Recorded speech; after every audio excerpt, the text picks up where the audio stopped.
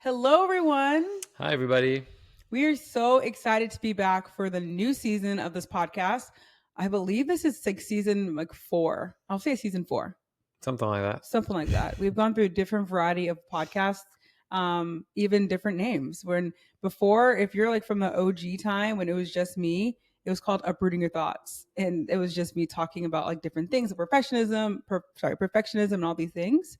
Then Matthew and I switched together and we changed the podcast name to Connecting Committed. And before at that time, we were just talking about general relationships. Like it was just different topics. Which I love that name, but that's me. Sure. And I think it works for that thing. But I do think that some people didn't know we had a podcast, which is fine. We have to do better at like promoting it.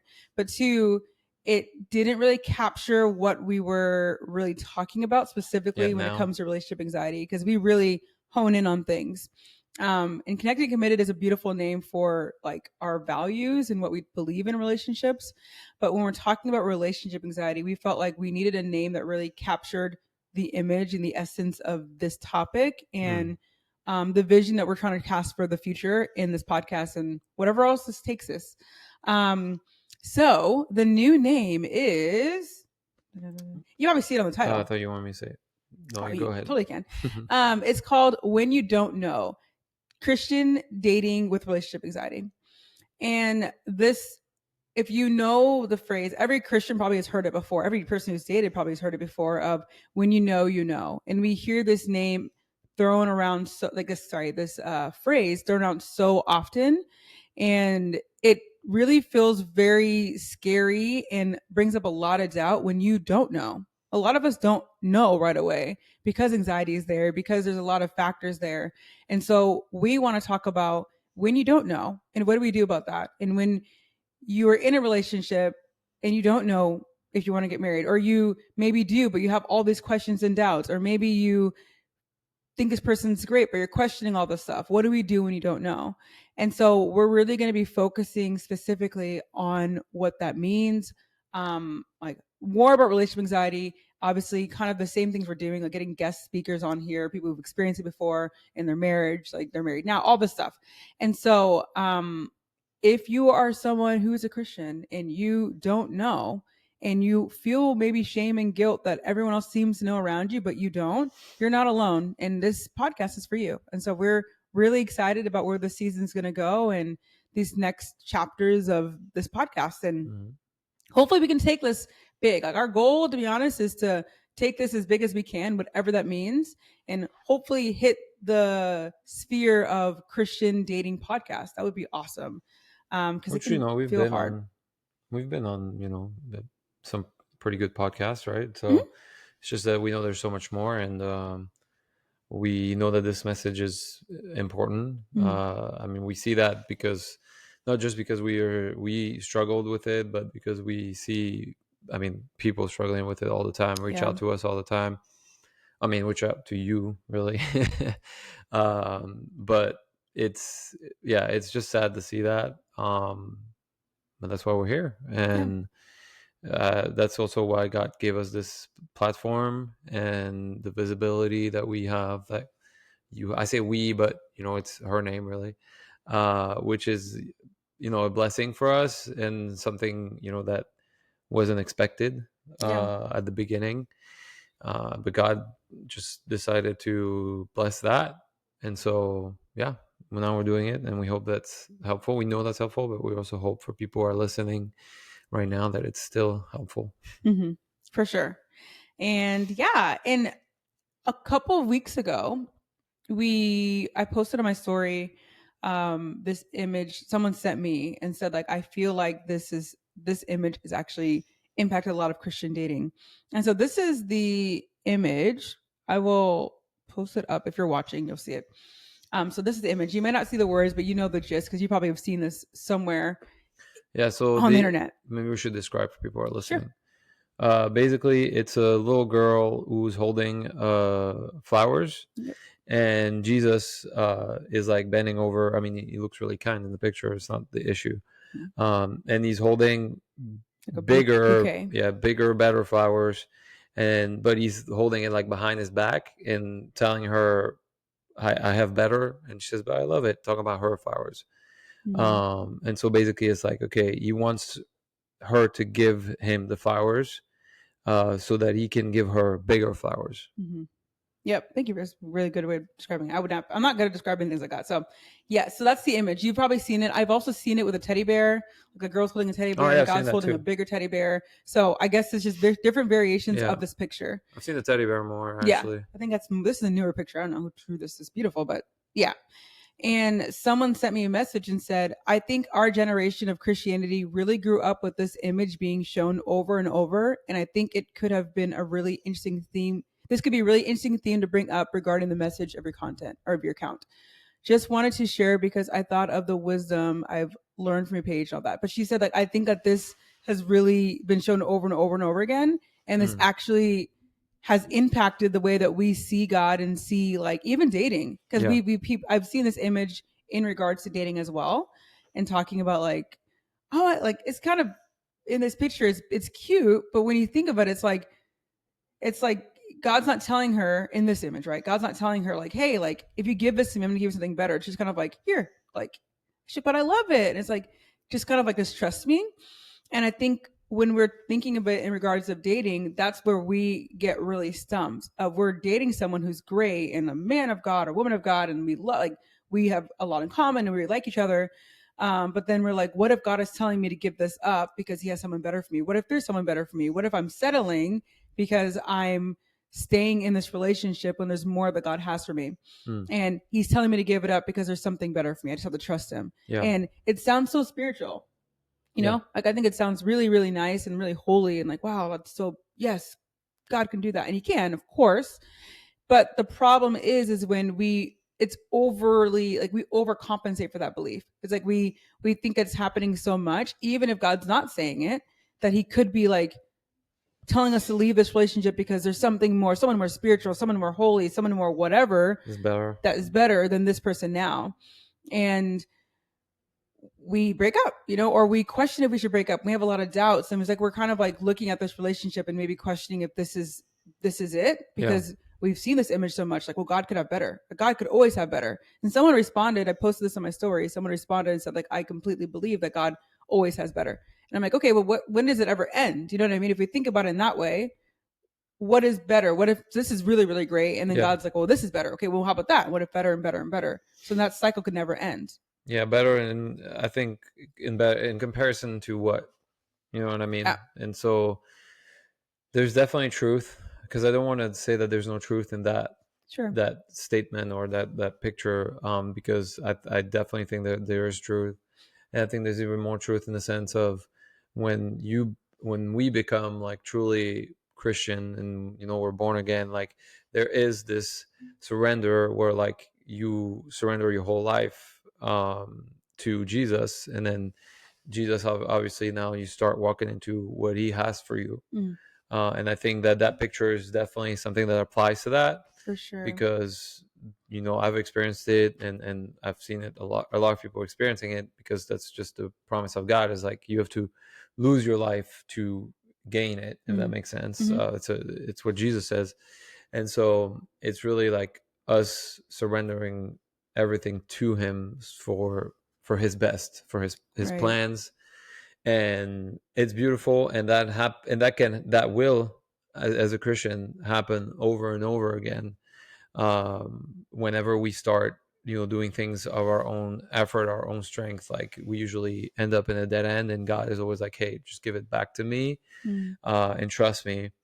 And that happens, but I think that this message is just used wrongly, and I can see where that's coming from. When people say you got to pick up your cross daily, you got like things like that, where like, oh, you gotta like more of Him, less of me, like things like that. And so people unfortunately go to an extreme where like they just they don't trust their desires, or they think their desires are not right, and they're like, oh well, that's the flesh, and I don't want to be doing the flesh. I want to be doing what God wants.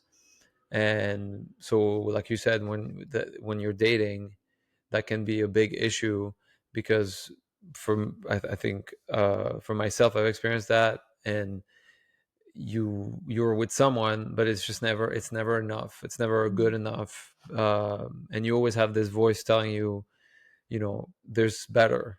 There's someone Yeah. better. This is not the one for you. Like like you think God is always telling you, this is not the one for you. This is not this the relationship for you. And you always end up in the same place. And that's something that is unfortunately coming from a good heart, I think, because people want to please God. Yeah. But I really think it's completely misinterpreted and misdirected, and it's important to know the truth. Mm-hmm. And if you're at a place where you're in a relationship and before you have this question, things were fine. And suddenly I'm now questioning if God's maybe telling me to break up. Mm. And then you start having all this anxiety. That is a sign right there in my mind that this could be potentially relationship anxiety, not actually God saying something. And I think that I, again, we're talking about healthy relationships. There's times when you can be in something that is not good, and God's like, hey, like you don't deserve that, obviously, like, and God could be nudging you in that way, and that's like for those who are in relationships that are like, not great, and unhealthy, and I'm sure again, there's like these percentage of people who are like, I was in something that's fine, but I was maybe settling, and that's fine. Like, that's these are not the people we're talking about. We're talking about people who know they're in something that's good, and there's the only thing that's freaking you out about this relationship now is the fact that you're maybe thinking God could possibly be telling you to break up, and that's like, it's a sneaky thing where we can see it in like context where it's like, well, God could, right? And I think that's where we get stuck because God could totally be telling us to end this relationship. And then like, well, what if he is? What if I'm being disobedient? And if I'm being disobedient, then he's not going to bless me. And if he's not going to bless me, then my relationship is doomed. Like we get stuck in this cycle of all of these thoughts based off of this one thing that came up in your mind. And that's how intrusive thoughts work. Mm. Reality is it sneaks into your mind, and because there's any ounce of truth to it, or there's aspects of it that feel like there's truth to it, we cling on to it, and then we start building up a case for this belief. Mm-hmm. And that's where it gets really tricky, where we can start questioning, like, if we believe that that's potentially true, then we're going to analyze our relationship from that perspective. Are they spiritual enough? Are they really in the word every day? Are they this? Are they that? Like, okay, well, they're not spiritual enough. So God could be telling me because he doesn't want me to compromise someone who's a man of God. Like, you see how this thought can really, really, really start taking us and become very tricky quickly. And God is not the God of confusion. God is not here to play games with you, and God Yeah. is not here for you to guess. I'm like, oh, am I telling you or not? Figure it out. You have 5 minutes to answer, and it's like, I don't know. Okay, well, I guess I'll break up because I don't want to be wrong. And Yeah. then it's like, It's fear. that wasn't, and it's like that wasn't the right answer. No, I'm more just like fear overtook you, exactly what Matthew is saying, and then it caused us to just leave because we're so worried of making the wrong choice. And this is actually, I did a poll at this time yesterday, but by the time you hear this, it'll be later. Um, and I was asking people like, what is something that really scares you about like this idea of like choosing wrong? And it's like, is it like the idea is like I could be obviously in the wrong plan, like I can choose wrong or I can just end up alone. Like there's a lot of fears around this belief, but I think a lot of people really are so afraid of choosing wrong and God being like upset, or God like being like, dang it, that you had one and there was a multiple choice and you chose the wrong one. Now you failed, and like that's just not the reality of the situation. And we make it so high stakes and we're trying to hear so clearly, which is beautiful. Like I think we always try to emphasize that, like, it is the people who have like so much anxiety, we're just trying to please God, and we really want him to be pleased with our choice and be pleased by what we're doing. And that's so beautiful. And I do believe that God's like looking at you and like, yeah, I love your heart. Your heart is so pure. Yeah. And like, don't lose that. Don't lose the wanting to please the Lord, but you don't need to please the Lord and be anxious at the same time. Like those are not like one and the same. And sometimes we're so confused that we are kind of like, we stay stuck, and we don't want to be stuck in that place. Yeah. But I think also there's a pattern there for people experiencing that. I can say that most of them probably have this type of feeling for other things. So Yes, not just like it's being true. with the wrong partner, but I think you probably feel that way about your spiritual life, like your prayer life, or reading the Bible, whatever it is. There's probably some other areas of your life where you feel like you're not doing enough for God, or what you're doing is not good enough for God. And it will manifest itself not just through obviously the relationship you're in, but probably in every aspect of your spiritual walk. And if that's the case, you're definitely in, a category, like you're someone who's in a false belief, like Mm. you have a false belief. And again, I'm speaking from experience, from myself and her too, where we were like that and realized that no matter what we did, like it was just never good enough. Yeah. And that's something that is not from God. And I think people need to be clear on that, because unfortunately, if that's how you walk, and like everything that you do for God is motivated by this thing of like, I just feel like I'm not doing enough and I need to keep Mm. doing these things, then you need God to really redefine your whole spiritual life, Yeah. and to open your eyes to the truth, which is something that has happened to us individually. And realizing like, oh man, like I'm not doing things because I love God, I'm doing things because I'm scared that I'm not pleasing him, I'm Mm. scared that what I'm doing is just not going to be enough for him. uh, because 100% that's going to show up in your relationships. Yep.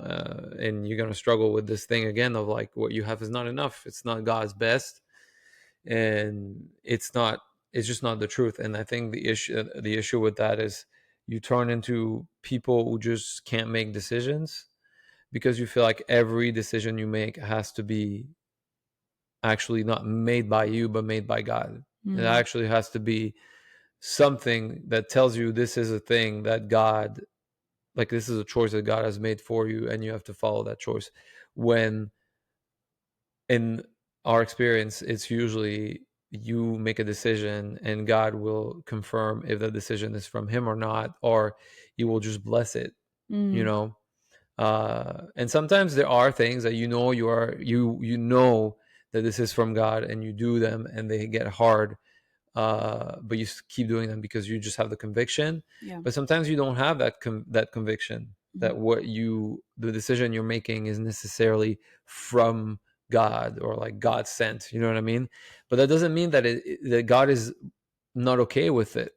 Yeah. You know what I mean? That doesn't mean that the relationship, the boyfriend and girlfriend that you have chosen, where it's a godly relationship, um, is not a relationship that God is okay with, or is even for. Hmm. Like God is for you, and that's, I think, also something that makes us stand out from the rest of the world, is that God says that He will be with us in everything that we do. Yeah. And so as long as we honor Him in the way that we do these things, as long as we do things like the Bible said, that to do everything unto Him, then God is with us and God is for us, and God will bless what we decide to do. Mm. Like you are totally free. I think that's the idea. We've talked about this, where like some Christians think that once you become Christian, your ability to choose just gets taken away by God, Yeah.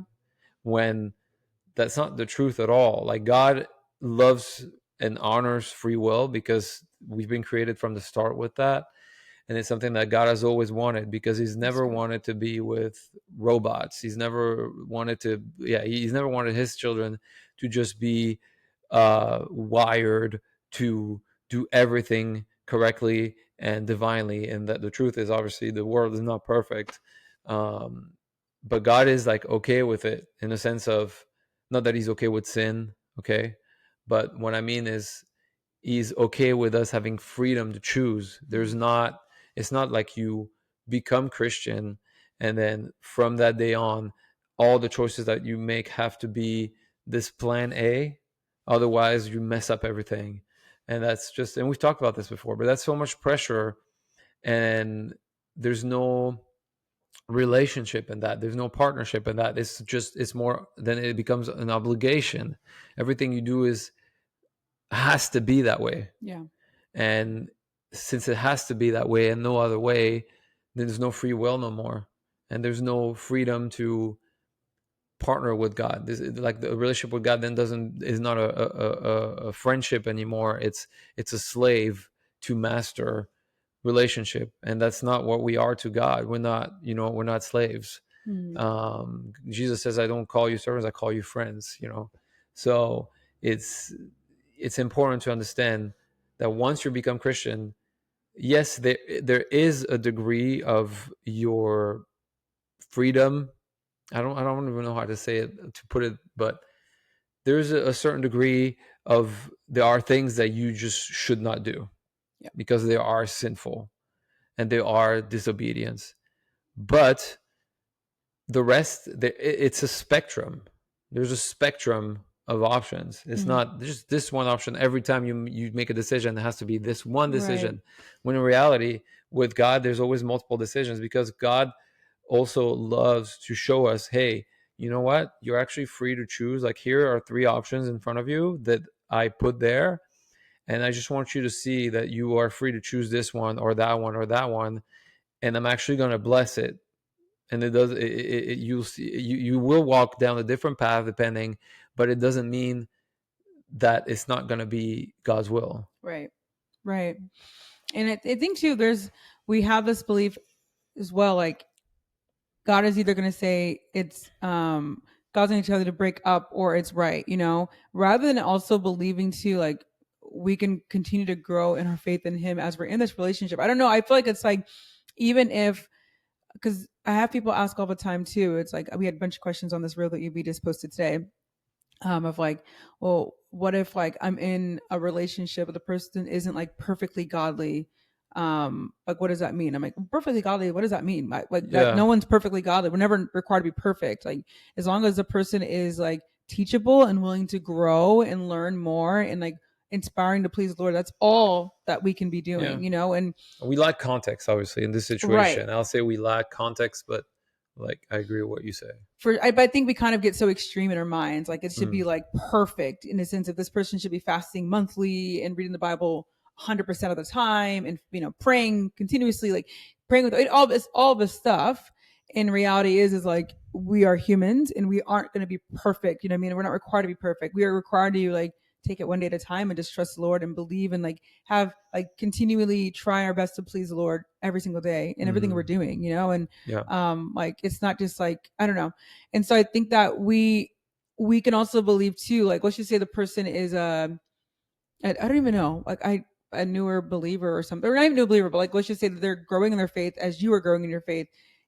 Let's look at it in both ways. Like, I guarantee, they can be a new believer. Yeah, they can be a new believer too. But I just want to say, I guarantee that we are not perfect, quote unquote, in our walk with the Lord. So we can't like think that the God will be like, well, they should be, but you don't know, you're good. But if I'm going to have you marry someone, they should be perfect in everything they do. And I'm like, that doesn't really match up, because I promise that we're not. And you're not required to be, and don't feel like you need to be. And if you feel like you are perfect, and there probably is some, like, relax. You know what I mean? Like, I love that you are growing, but you're not, that perfectionist mindset really gets rooted in religion so fast. And that is not like, we want it to be a relationship with the Lord, and relationship is daily work, and it also takes consistency, but it also takes like us being intentional. Like, that's the same thing as marriage, like our marriage isn't perfect, because perfect would be, I don't even know what that would mean in a marriage context, to be quite honest with you.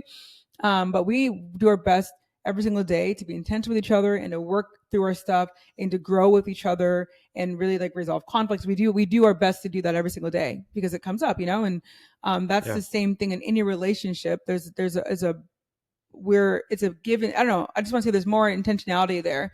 And so I just think that sometimes we get so extreme in our minds. That's what anxiety does. It's very black and white. It's either we stay or we leave, rather than seeing like, how can God use this relationship to even further bring Him glory? You know what I mean? Like, how can He use this, instead of it being like, if this is not how it is and it's wrong? Because God can use all things. And I just think that if we see it in the sense of, is this relationship something that like God would think wasn't good for me. And I mean good for me meaning like this there's harm or something wrong, like things are bad.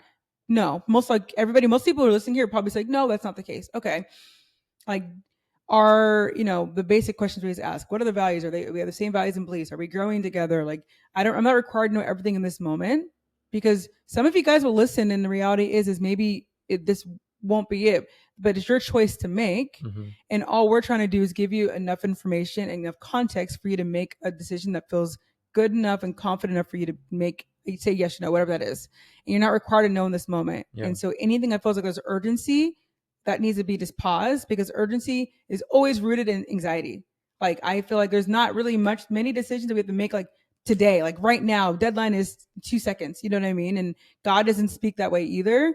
And so I know I'm going around different places, but I wanted just to like say certain things. I think that this like black and white thinking that comes up when it shows up in anxiety is always rooted in anxiety. Black and white thinking. I think there's a lot more in betweens, and the context is always more that we need to know. And I don't think it's as like black and white as anxiety makes it seem like it is. Yeah, I agree. But yeah, going back to that picture again, it's like for me with the years of being Christian, I realized that there's just so many situations in our life where that picture just doesn't apply. Yeah. You know what I mean? Like whenever you're in something good, why would you have to give it away? Like if it's aligned with godly value in the Bible, like I just don't understand why, if you're in something good, God would be like, no. I understand like I said, I understand where if you end up in a situation that's really not good and you're holding on to it, God would be like, listen, you need to give that up and you need to trust me because I have something better. Yes, 100%. But if everything you're doing is like according to, like, I want to say, like, godly guidelines, there's no reason why God would be like, okay, give it up. Yeah, unless you're holding on to something because there's a scarcity mindset of like, okay, I'm not going to find anything better, and you're holding, like, because that's the other side of the anxiety. Obviously, it's like, because there is the anxiety of like, we have something good and God is blessing it, but we're overthinking it. That's one side. But the other side is also people are in relationships where like they are stuck in it because there's scarcity, like you had that experience where you're stuck in a bad relationship because you feel like you're not going to have better.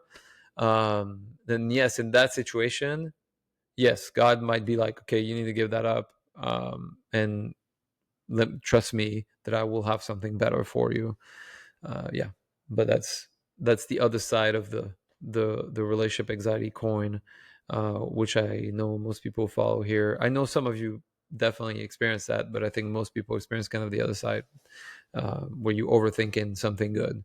And most likely, if you're overthinking it, and even if you're overthinking it because, oh, it's not perfect or whatever, I want you to know, like, there's never going to be a perfect relationship, and God is not he's not here to bless your perfect choices, if that makes sense. Like, he wants, there's growth in everything that we do, and there's growth in every decision that we make, and the person you're going to choose is never going to be perfect, and that's okay, because you need to understand that your relationship is not going to be perfect. Otherwise, if you think it is going to be, then if something hard happens, you might overthink that too and be like, oh dang, maybe I made the wrong choice. Maybe this relationship was the wrong decision. And we've known people like that, where like after marriage they started doubting their marriage, and thinking that, oh, maybe that wasn't God. And I'm like, well, that's not how it works. That's not how it works.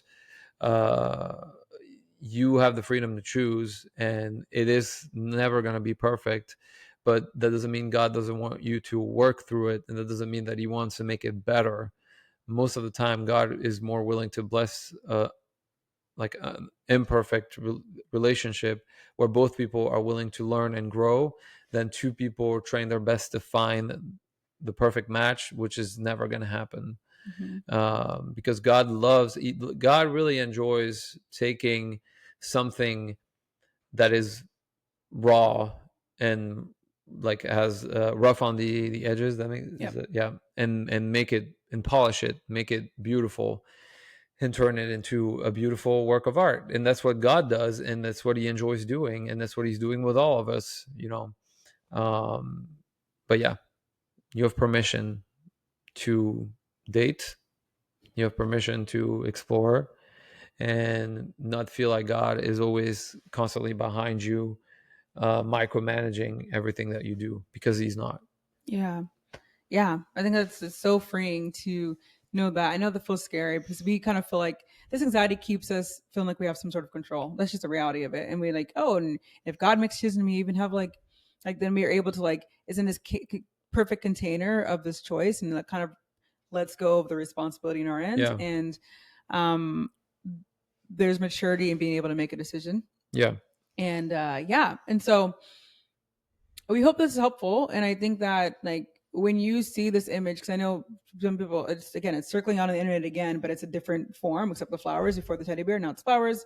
Maybe next time it'll be a car. I don't know. A But car, like dang, you can't hold a car you'll behind hold your the back. car. This little girl be holding the car. I don't know. But I will say that when you see something like this, it's helpful just to be able to see it in the context of, okay, Lord, I can see that. And this used to be my life. My life used to be, not following you. And you're telling me like, hey, like let go of that. And I give something better. Like that's a really beautiful way of seeing that, because then it is a luscious bouquet of flowers. Like Yeah. life with Jesus is so much more beautiful than how our life was before. And I know that everyone who's listening, I bet, agrees with that. But it doesn't have to if you see something, because your mind is so focused on your relationship, you start seeing it from the perspective. So everything aligns, like everything is coming from, this could be about my relationship. And most of the time it's not.